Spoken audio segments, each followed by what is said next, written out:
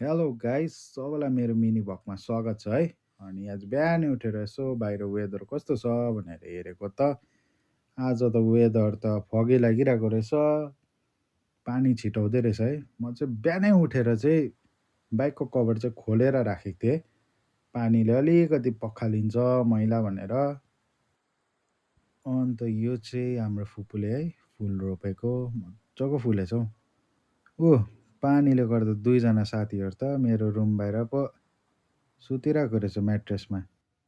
Weather पनि अब त पानी रहेर त घाम लाग्नु थाल्यो अलिअलि गर्दै।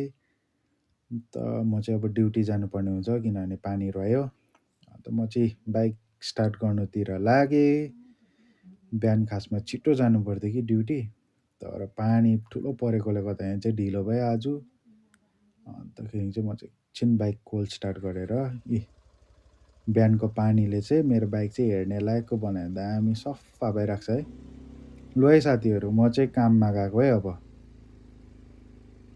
अन्त यहाँ माथि रोकेर यसो हेऱ्यो, पानी अलिक रोएकोले गर्दाखेरि चाहिँ कालिम्पोङ मजाले देख्दै रहेछ है, डेलोहरू मजाको देख्दै रहेछ। अन्तखेरि चाहिँ भिडियो बनाएको यहाँ माथि रोकेर। लु म चाहिँ साइड पुगेँ है गाइस। अब यसो तल हेरेको दाजुहरूले त खन्दै रहेछ है फाउन्डेसन। अन्तखेरि चाहिँ तल पनि काम हुँदै रहेछ यहाँ। दाजुहरूले कति चाहिँ खनिसक्यो भनेर हेर्नु गएको त यतिको त खनेछ आज। ठुलो पानी पर्दै थियो बिहान, तर पनि यति त खनिसकेछ। अन्त ढुङ्गाहरू निक्ल्यो, फुटाउनु पर्ने, बत्ती छैन भन्दै थियो। अन्तखेरि चाहिँ यतिको त खनिसकेछ दाजुहरूले। अन्त यहाँ माथि चाहिँ रिपेयरिङ हुँदैछ, वाल लाउँदैछ। आज दिन पनि उग्रिन थाल्यो, अब त घाम लाग्नु थाल्यो। अब म चाहिँ अब यति काम हेर्दै कता कता खन्नु भनेर देखाइदिएँ है। त्यहाँदेखि चाहिँ म चाहिँ अब चाहिँ घरतर्फ जान्छु। अन्त दाजुहरूले गफ गर्दै है काम गर्दैछ, ढुङ्गा फुटाउँदैछ। पर अङ्कलले चाहिँ एक्लै खन्दैछ। एक बाइकलाई मजाले हेरेर चाहिँ म चाहिँ अब घर गएको है। अन्त मजाले घाम लाग्यो अब त है।